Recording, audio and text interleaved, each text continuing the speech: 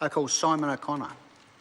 I'm delighted to take a call after the honourable member who's just taken her seat.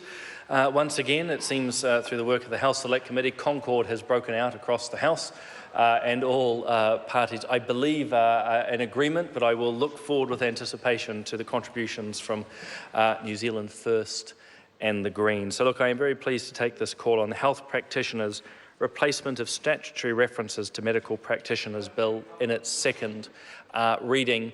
I want to begin by acknowledging all those who came before the Select Committee in weeks prior to talk us through what they saw as the various perspectives on this bill. As has been noted both by the last two speakers, including the Minister, this is a relatively simple bill and what it attempts to achieve, but its repercussions are quite significant, I think, and if time allows, I might touch on a few of those.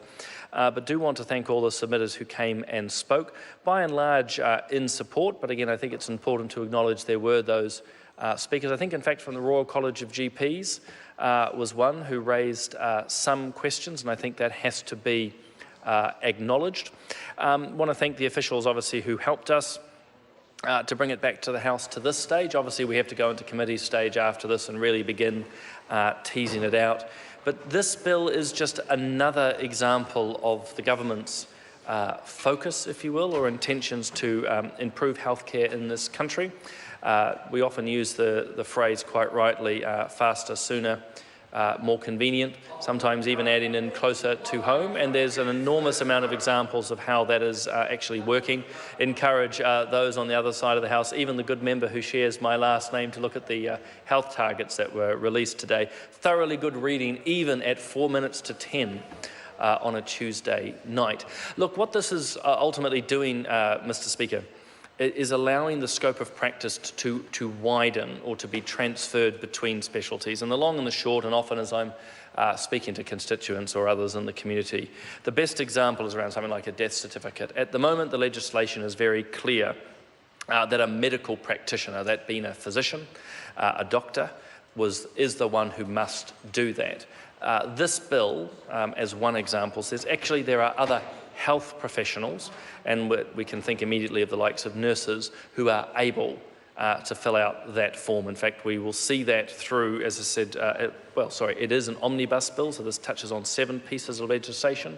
So this is also going to apply to the likes of death certificates, it's going to apply to the likes of ACC, and basically it's acknowledging that medical practice changes over time and that the scopes of practice do broaden. And I think back, particularly when I'm working in the private healthcare space, was very conscious, particularly in the area of dermatology and plastics, that what was once an area for specialists alone, so by that I'm talking dermatologists and plastic surgeons, general surgeons and the like, is now actually being done by general practitioners. There's always a little bit of tension in this space for a variety of reasons.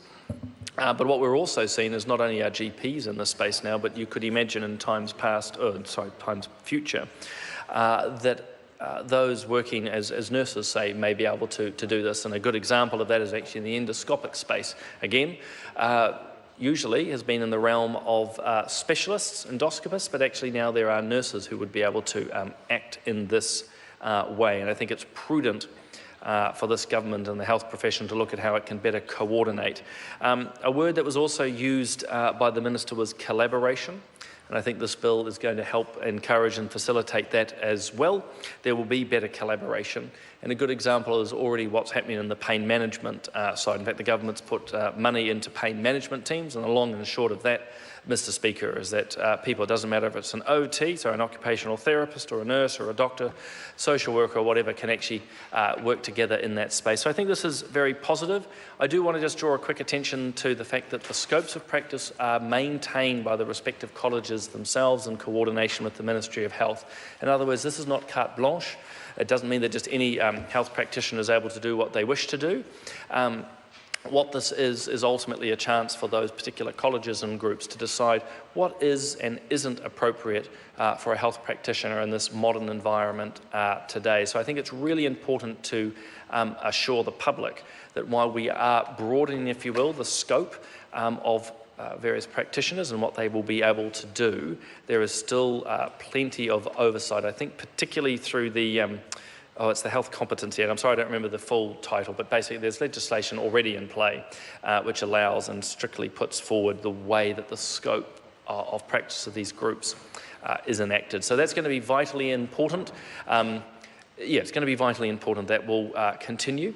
I think finally, because I am conscious of time, I think it's one thing amongst many. The committee made a number of changes, most of them quite small, primarily around something is just making sure that we describe doctors' clinics correctly in a very modern parlance. But one of the things we changed, I think it's in clause 44, is elaborate on the needs or the definition, that is, of nurse practitioners.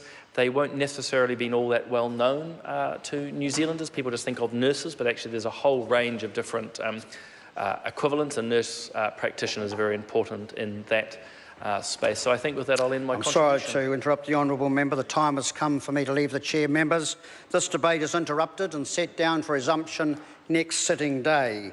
And the House is suspended, and I shall resume the chair at 9 a.m. tomorrow morning for the extended sitting. Good evening.